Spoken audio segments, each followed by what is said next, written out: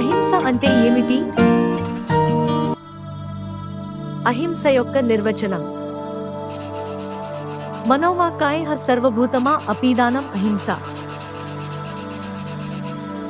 మనస్సు ద్వారా ఎవరికీ నొప్పి లేదా బాధ కలిగించకుండా ఉండటం. ప్రసంగం మరియు శరీరం అహింస అంటారు.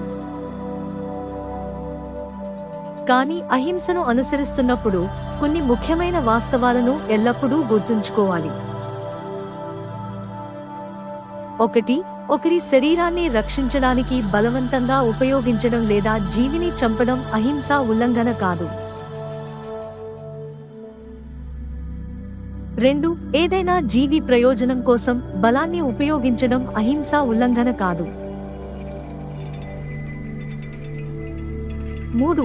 అఘాయిత్యానికి వ్యతిరేకంగా బలప్రయోగం అహింసా ఉల్లంఘన కాదు.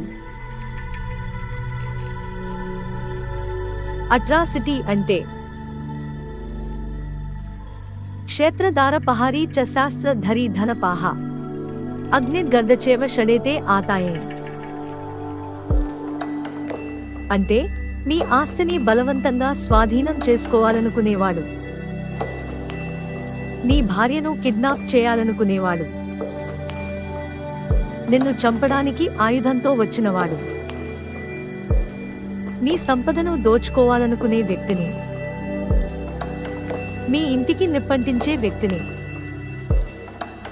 లేదా విషం పెట్టి మిమ్మల్ని చంపాలనుకునే వ్యక్తిని నిరంకుశుడు అంటారు.